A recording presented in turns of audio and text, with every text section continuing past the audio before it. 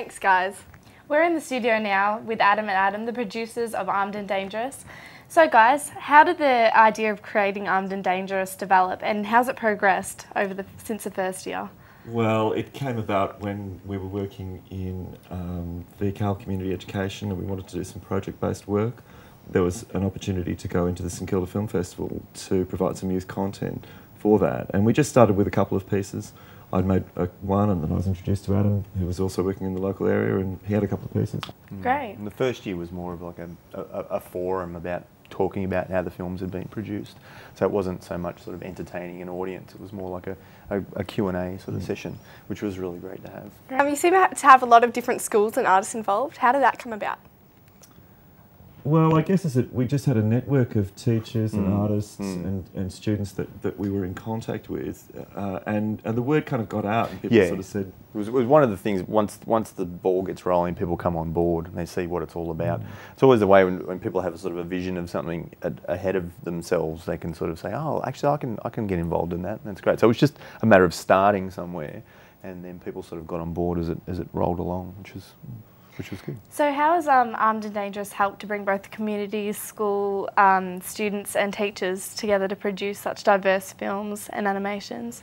Well, it's having a setting in the community at St Kilda Film Festival becomes a focal point for lots of people to come together, and the community is really an ideal setting for schools to sort of get out and go and see something, and also industry can play a very big part in that too. We've got people coming from film and television into that space, and people have got a lot of stuff to share. They're interested in process, how films are made, how they're put together, and what they look like up on the big screen.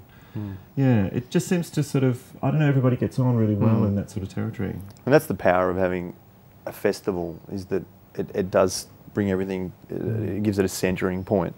So if you've got these dozen films that you want to show off, and there's one day where they get put up on the big screen, everyone sort of comes together for that one day, and then people realise that once they get talking that they've got things in common, or I liked what you did with that one, or tell me more about how you did this, and then we've had lots of industry support and lots of people come just curious, like, oh, what's with the Armed and Dangerous? What's all that about? Which is great. It got us involved with the National Film and Sound Archives, and they're going to archive all the work that we've sort of had over the last 6 years. So it's been really exciting. It's been great. So have you seen any trends develop over the years? Yes, I think short film and youth is a trend in itself. I think it's interesting that Armed and Dangerous has been going for 6 years, and we're sort of running parallel lines with the whole boom in YouTube and short film communication across the web. I think it's fascinating that, we went and did a seminar not too long back, and it was on the day that YouTube had turned 5.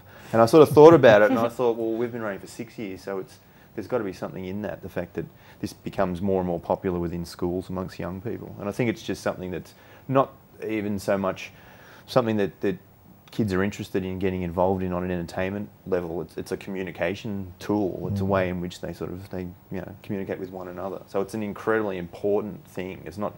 I don't think it's something that's just like a fad or a phase. I think it's something that's definitely uncharted territory, but booming territory. Yeah, and I think the whole short film genre, I suppose, is the right word. I mean, way back before the internet was around, short film was sort of seen as a place to kind of practice your skills as a short filmmaker, but it really didn't have the kind of status it has today. No. The internet has really kind of legitimised short form as a very valid means of expression, and so as the internet's grown, short form is really current now. People, they don't want to sit through 90 minutes of a feature film; they just want 3 minutes. And I mean, even if you look at trailers for big budget films, a lot of money's put into just the trailer because it's that quick. I dare say short attention spans. I'm not going to say that because that wouldn't be the right thing. But I think everything is fast now. Everything changes very rapidly, and short film that format is very suited to young people's interests today. It's very interesting from our point of view to watch that development happen and actually be a part of it. So Armed and Dangerous is a non-competitive film festival. Why did you choose it to be like that? Well, I guess it wasn't really a choice. We wanted a diverse showcase experience for really non-mainstream groups is where we'd started. So the idea of having a competition really didn't ever really come into it. No. It wasn't seen as being something that people would have to compete for. I mean, look, competitions are really valid and they should be, but it's a very uneven a playing field in a way. We've got people coming out of special ed, community ed, mainstream. It's a whole bunch of stuff. We just wanted a sort of level playing field where people could. It's interesting though that when we approach schools for the first time, the kids will always say, "What do we win?" You know, what do we win?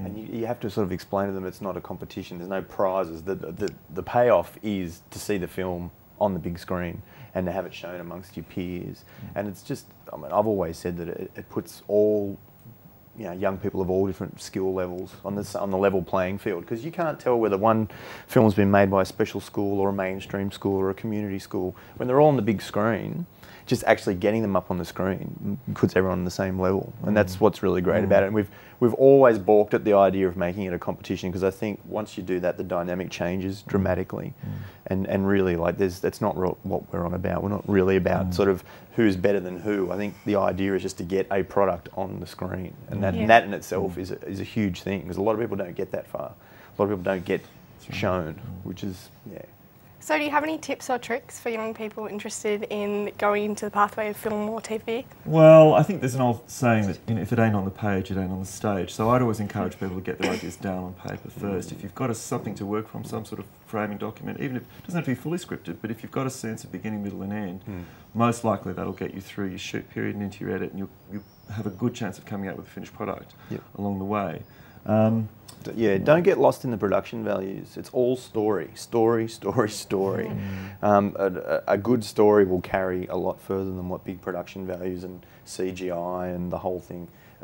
The story will carry you through 99 times out of 100. And I think that's one thing that we've learnt just from having the festival and having an audience for the films we make, watching what works, but also watching what doesn't work. And if you've got a film up there that looks great, but the story's not strong, you're going to see it in the audience. So a big lesson from, you know, trial and error. For sure. But my tip would just be have your story down and really keep that as the core of what you're doing. Oh, great. Thank you for your time. Stay tuned for more Armed and Dangerous. Thanks, guys. That's all we've got time for this week, but you can find out more at the Armed and Dangerous website. That's www.armed-and-dangerous.tv. I'm Laura. And I'm Woody. And this is Armed and Dangerous. Keep the cameras rolling.